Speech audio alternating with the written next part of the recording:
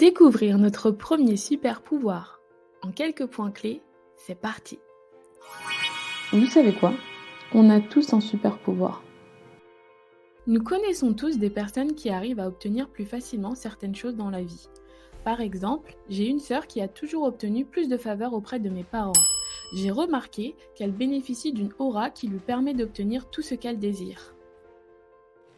Et finalement, c'était intéressant d'avoir une personne comme ma sœur dans ma famille parce que toutes ces années, j'ai pu l'observer. Et je me suis justement posé cette question, quel était son super pouvoir? Donc elle arrivait à communiquer des choses que je n'arrivais pas à communiquer. Et oui, la nature de l'homme est sans limite, même si l'on ne croit plus en nos pouvoirs. Ma sœur, lorsqu'elle demande quelque chose à mes parents, elle est déjà convaincue d'une chose, c'est qu'elle mérite cette chose. Et même, elle est convaincue qu'elle l'a déjà. Ça veut dire qu'elle est dans une disposition mentale qui lui permet d'avoir un monde invisible ordonné. Alors que moi, quand je vais souvent demander quelque chose à mes parents, j'ai beaucoup d'hésitation parce qu'en fait, déjà, je ne suis pas persuadée que ce que je vais demander, je vais l'obtenir. Je suis déjà dans une posture où je suis en demande, c'est-à-dire que je suis en attente de l'extérieur. Et finalement, cet extérieur-là, comme je sais au plus profond de moi que je ne peux pas le maîtriser, je suis en doute. Et je commence à être anxieuse et à me poser beaucoup de questions du style « Et si jamais je n'obtiens pas ce que je veux, comment je peux rebondir ? Et si jamais on ne comprend pas ce que je veux, comment je peux faire ?» Vous voyez ? Et je commence à aller dans une rumination mentale qui n'est pas du tout bonne pour moi et surtout pas pour l'atteinte de mon objectif. Pour atteindre beaucoup de nos objectifs, un des super pouvoirs que nous avons à disposition est la communication. Et selon le chercheur américain Peter Drucker, la chose la plus importante en communication, c'est d'entendre ce qui n'est pas dit. Alors pour ça, il faut un peu se comprendre comme un iceberg.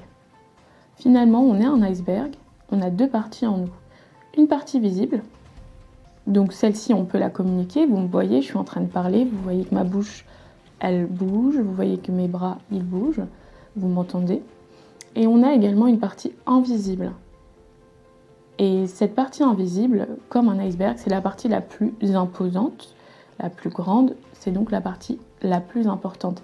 C'est donc sur cette partie-là qu'il faut tout d'abord se consacrer et du coup mobiliser tous nos efforts pour pouvoir ensuite faire remonter tous nos efforts à la surface de l'iceberg, c'est-à-dire dans la partie visible, dans le monde que tout le monde voit. Alors, observons ce schéma. On va partir de notre monde invisible, qui est situé à gauche, car c'est dans ce monde qu'on va identifier un besoin en nous, dans notre esprit. Ce besoin va alimenter plusieurs de nos pensées, et ces pensées vont générer plusieurs émotions. Ces pensées vont également, par le biais des émotions, développer des fréquences cérébrales. D'ailleurs, il est prouvé scientifiquement que lorsque nous rêvons de certaines actions, nous propageons les mêmes ondes cérébrales que lorsque on les réalise réellement. C'est l'une des raisons pour laquelle on dit souvent que notre cerveau ne fait pas la différence entre une expérience réellement vécue ou une expérience juste rêvée ou pensée. Grâce à notre pouvoir de communication, nous allons pouvoir véhiculer notre besoin dans le monde visible. On va pouvoir passer de l'autre côté. Et on va d'abord commencer à attirer des opportunités à nous. On va pouvoir d'ailleurs agir dans ce sens, ce qui va démultiplier les opportunités. En fonction de nos fréquences, pensées et émotions générées dans notre monde invisible, nous allons alors attirer différentes situations. En fonction de ces situations, nous allons pouvoir les convertir en réalisation, puisqu'on va obtenir certains résultats. Il est donc évident que si nous arrivons à générer des pensées et des émotions positives, avec des ondes et des fréquences cérébrales hautes, nous avons plus de chances d'attirer à nous des opportunités et des situations qui vont permettre de transformer notre besoin en réalisation.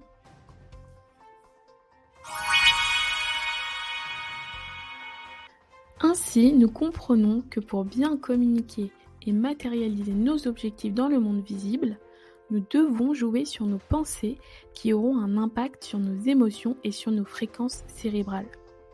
La manière dont on va nourrir notre esprit va donc jouer un rôle dans notre réalité visible. Pour commencer à alimenter notre esprit correctement, découvrons une astuce. Donc déjà, j'ai découvert cette astuce. C'est que si on veut obtenir ce qu'on veut dans la vie, il suffit de le communiquer, mais pas de n'importe quelle manière.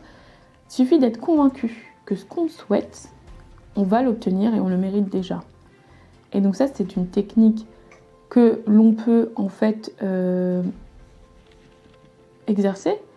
Alors moi, ce que je vous conseille, c'est par exemple de répéter plusieurs fois devant votre miroir « Je mérite telle chose, je vais l'obtenir, je suis déjà en train de l'obtenir, je l'ai ».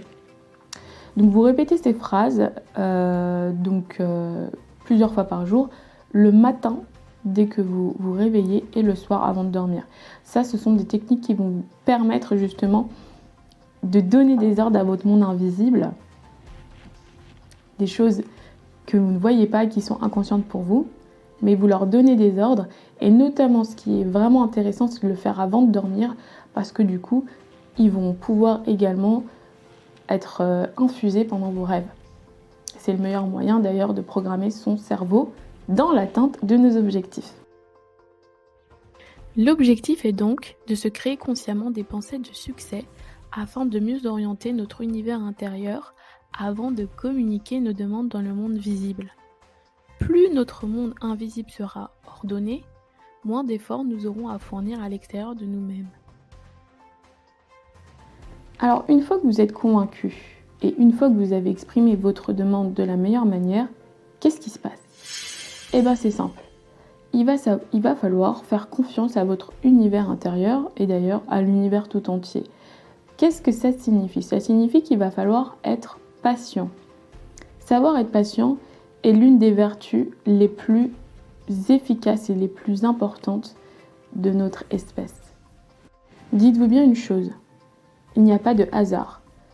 Si, malgré le fait que vous étiez convaincu que cette chose était pour vous et que vous ne l'obtenez pas, c'est bien sûr que cette chose n'était pas faite pour vous. Ça, c'est un autre concept qu'on expliquera dans une autre vidéo. Le hasard n'existe pas. Pour plus de détails, abonnez-vous, c'est gratuit.